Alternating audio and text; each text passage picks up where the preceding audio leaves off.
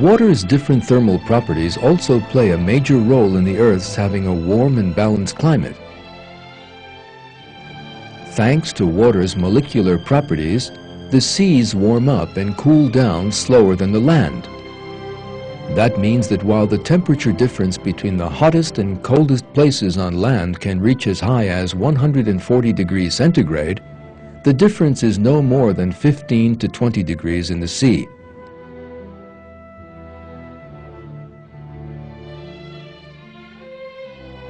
The same thing also applies to day and night temperature differences.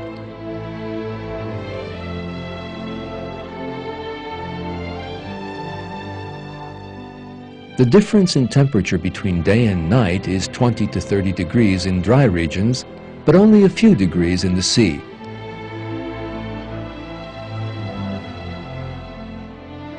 And not just the seas.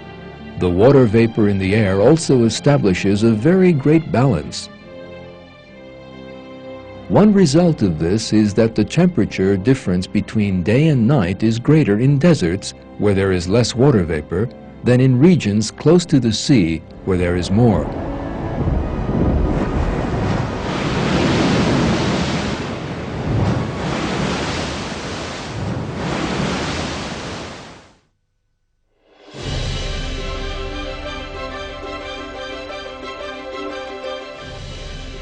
Thanks to these unique thermal properties of water, the temperature differences between summer and winter or day and night are kept within limits that all living things can endure.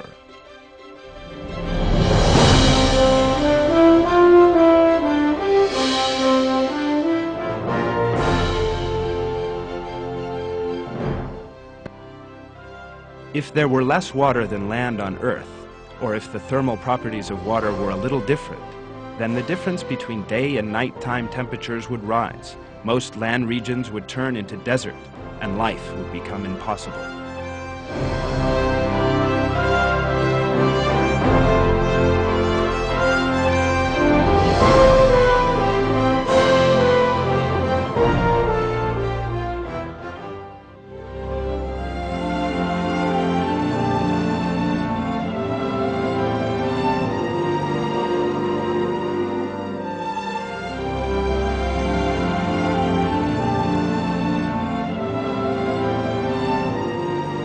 Alongside all these physical properties of water, its chemical properties are also extraordinarily ideal for life. Foremost among these properties is that it is an excellent solvent. Nearly all chemical substances are soluble in water.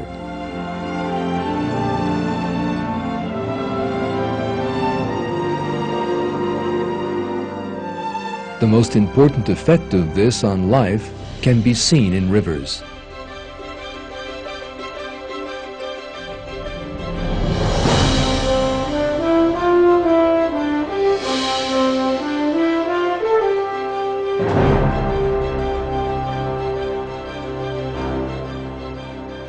Countless beneficial minerals and similar chemicals are carried to the sea by means of rivers.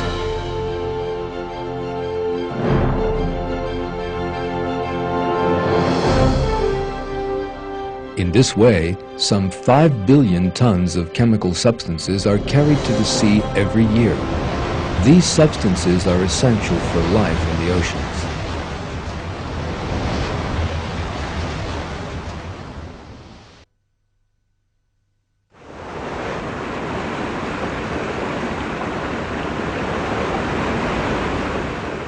Another chemical property of water is that its chemical reactivity is at the ideal level. Water is neither an excessively reactive and thus destructive chemical like sulfuric acid, nor an inert substance like argon that enters into no reactions at all.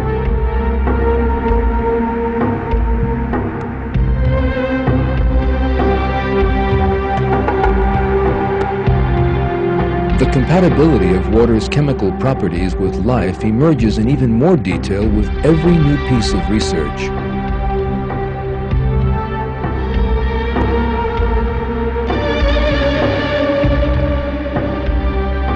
Harold Merowitz the well-known professor of biophysics at Yale University, makes the following comment.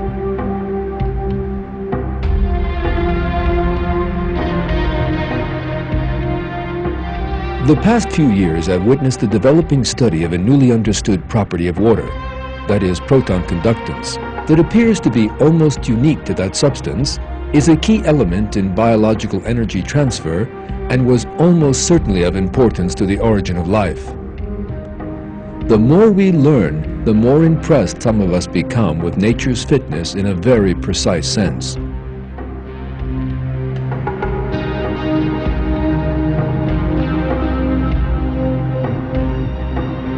It is clear how important water is for human life.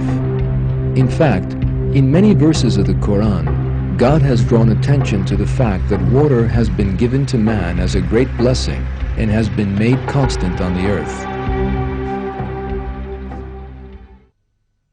We sent down a measured amount of water from heaven and lodged it firmly in the earth, and we are well able to remove it.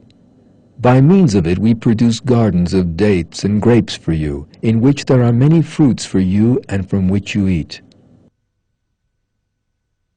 He who created the heavens and the earth, and sends down water for you from the sky by which we make luxuriant gardens grow, you could never make their trees grow.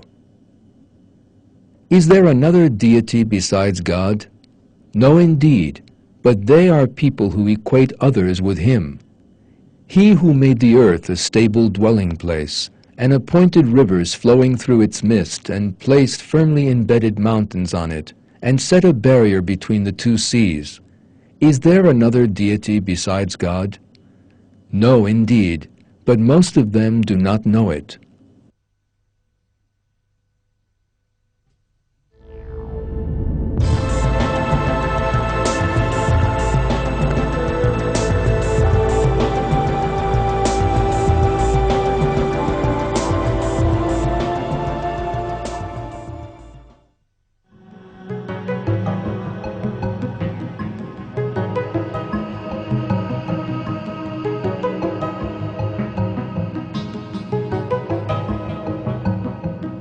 Whenever liquid is mentioned, one immediately thinks of a very fluid substance.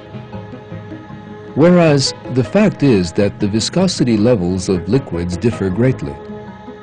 For instance, the viscosities of tar, glycerine, olive oil, and sulfuric acid are all very different. Enormous differences emerge when these liquids are compared. That is because water is 10 billion times more fluid than tar, 1,000 times more than glycerine, 100 times more than olive oil, and 25 times more than sulfuric acid. So what is the importance of water's low level of viscosity for us? If this vital liquid were a little more or less viscous, would it make a great difference to us? Professor of Microbiology Michael Denton supplies the answer.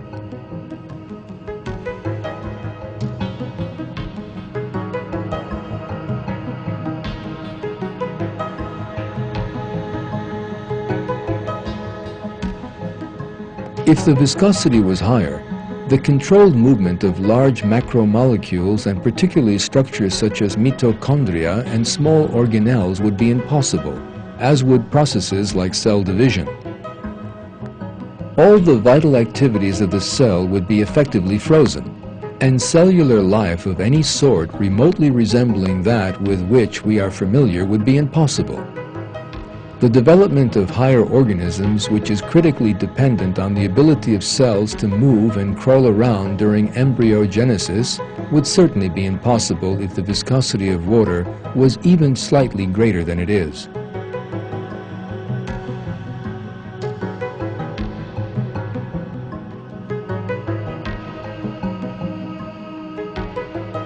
Water's low viscosity is essential not only for cellular motion, but also for the circulatory system.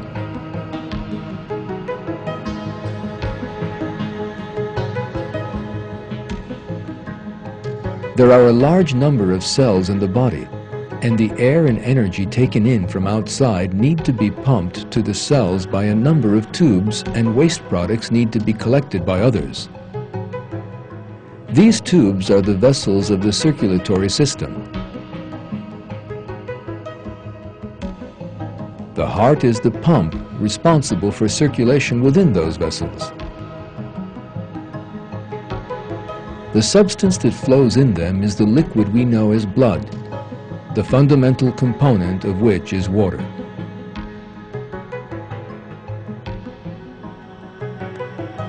The duty of the vessels is to carry essential substances such as oxygen, energy, nutrition, and hormones to every cell in the body. The total length of the average 5 billion capillary vessels in our bodies is some 950 kilometers. In some mammals, there may be as many as 3,000 open capillaries in just 1 square millimeter of muscle tissue. It is thanks to the low viscosity of water that blood is able to circulate in our vessels without becoming congested or slowing down. Michael Denton explains that if water's viscosity were just a bit more than what it is, the blood circulatory system would be completely useless.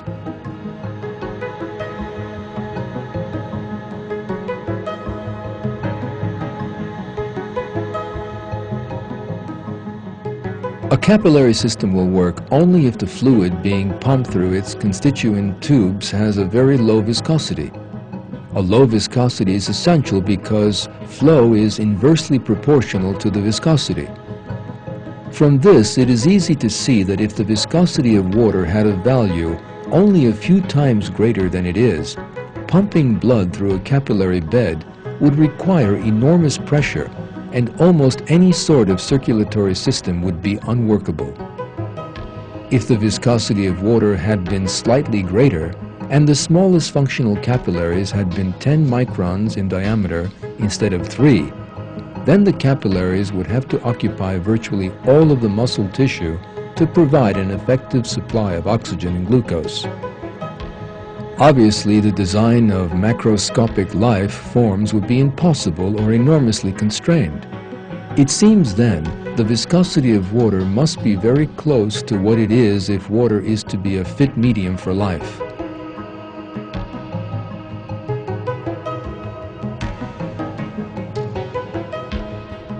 To put it another way, just like all its other properties, the viscosity of water is at the ideal level for life. Looking at the viscosities of different liquids, we see that they differ by factors of many billions. But water has been created at just the right level from all the billions of different alternatives.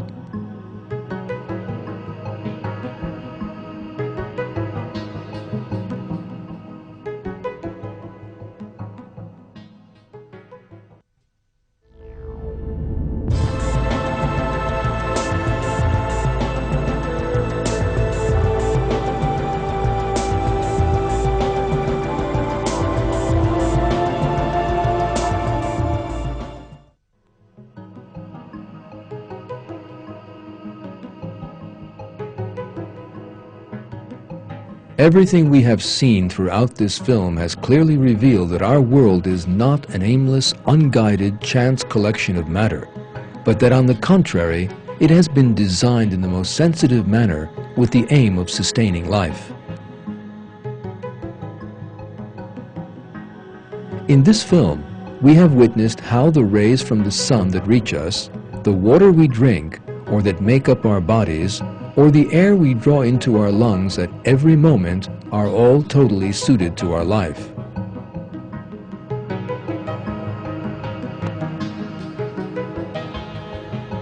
In short, all our investigations into the earth reveal that there is a perfect design that allows living things to survive in it.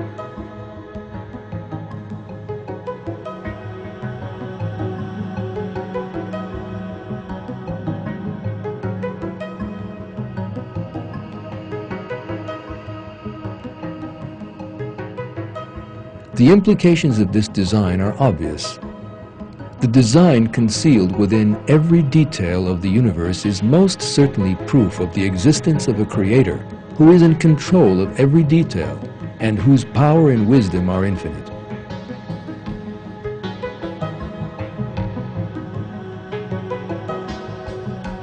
Whichever physical law or variable we may examine in this world, it can be seen that it is the product not of chance, but rather of a perfect design.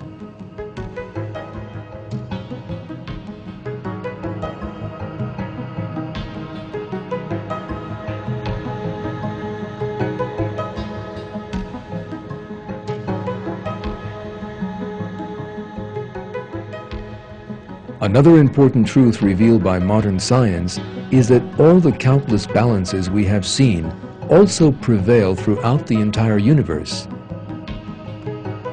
All the research in the universe over the last 20 years shows that it is the product of a magnificent design, and that this design especially supports life on Earth.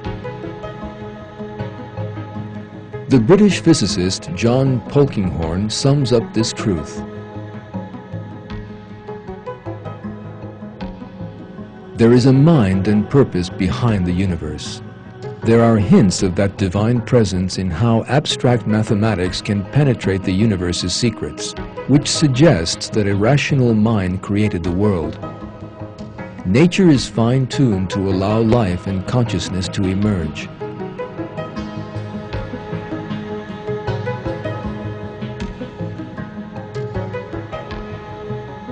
Naturally, the fact that our Earth, which occupies such a minute space in the universe, has been designed to a particular end, means that it is God who has created and ordered it. All these sensitive balances on the Earth are clear evidence of God's superior art of creation. The conclusion arrived at by modern science is nothing else than a truth set out in the Qur'an 1,400 years ago. This is how God states that truth in the Qur'an.